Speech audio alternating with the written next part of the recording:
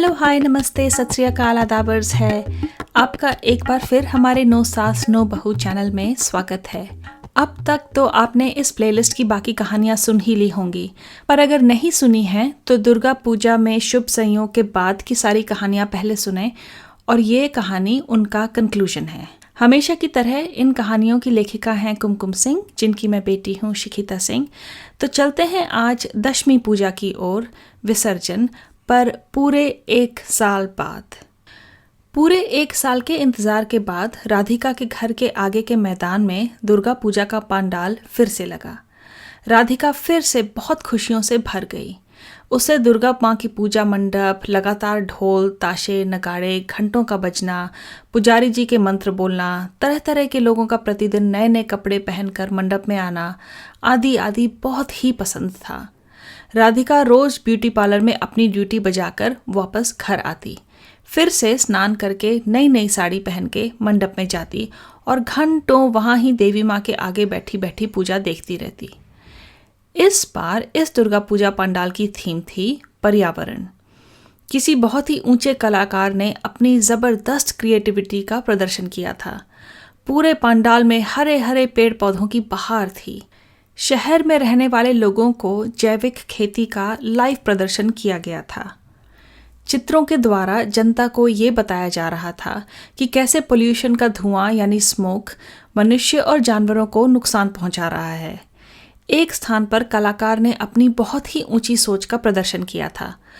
उसने हरे भरे खेत में प्लास्टिक की एक बड़ी राक्षसनुमा आकृति बनाई थी जो हरी भरी उपज को खाते जा रही थी। कहीं चित्रों के द्वारा ये दिखाया गया था कि मनुष्य द्वारा यूज किए गए केमिकल से मधुमक्खियों, गौरैयों, चिड़ियों, पानी की मछली आदि जंतुओं का जीवन कितना मुश्किल होता जा रहा था। राधिका ये सब देखकर आश्चर्यचकित थी।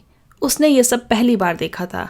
ये उस कलाकार की सफलता थी कि राधिका जैसे सिंपल और भोले भाले लोगों को भी उसकी कला द्वारा दिया गया संदेश समझ में आ गया था। आज दशमी का दिन था। राधिका सुबह से ही वहां थी।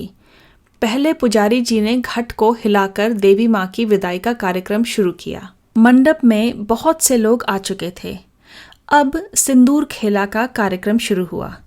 सबसे पहले सबसे उम्रदराज एक महिला आगे आई और उसने माँ को सिंदूर लगाया, हाथों में सुपारी और पान दिया, संदेश मिठाई खिलाई।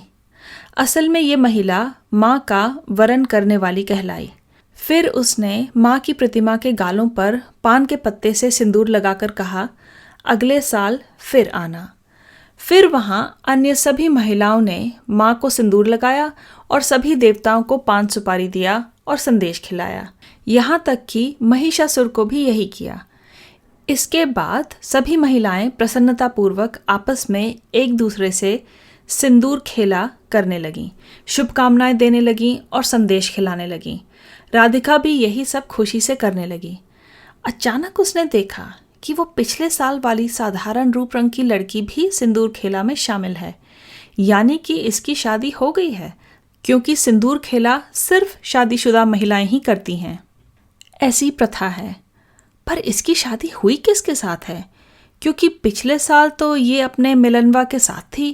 क्या उसी से या किसी अन्य से? तभी धुनिची डांस शुरू हो गया। ये डांस अष्टमी के दिन भी जोरदार प्रतियोगिता में हुआ था और पुरुषों के धुनिची डांस नगाड़े, ढोल और घंटे की ध्वनि के साथ माँ की प्रतिमा को विसर्जन के लिए ले जाया जाने लगा। राधिका भावुक हो चली। अचानक उसने फिर से देखा कि वो साधारण रूप रंग वाली लड़की अपने पति के साथ जाकर खड़ी हो गई। अरे वाह, यानी कि इन दोनों प्यार करने वाले जोड़े ने शादी कर ली। ये तो बड़े ही खुशी की बात है। यानी इस हैंडसम नवयुवक ने फ्यूचर मिस इंडिया से शादी नहीं की, बल्कि जिससे प्यार किया उसी से विवाह किया। राधिका के दिल में इस अनजान नवविवाहित जोड़े के प्रति मान सम्मान और इज्जत और भी बढ़ गई। अब तक तो आप लोग समझ ही गए होंगे कि राधिका किन लोगों को देखकर मन ही मन कहानी बुने जा रही थी। जी हाँ, फ्यूचर मिस इंडिया अपनी वही रूप गर्विता टीना, उसकी माँ लिली, इधर हैंडसम एयरफोर्स ऑफिसर आलोक और साधारण रूप रंग वाली दीप्ति। पूरी तरह से समझने के लिए एक बार फिर सुन लीजिए दुर्गा पूजा और शुभ संयोग, जिसका कि मैं एक लिंक यहाँ पर डाल दूंगी। सब समझ में आ जाएगा। इधर राधिका अपनी कहानी की हैप्पी एंडिंग देखकर प्रसन्न मन से घर चली। शाम को उसे रामलीला मैदान में रावण दहन भी तो देखने जाना था।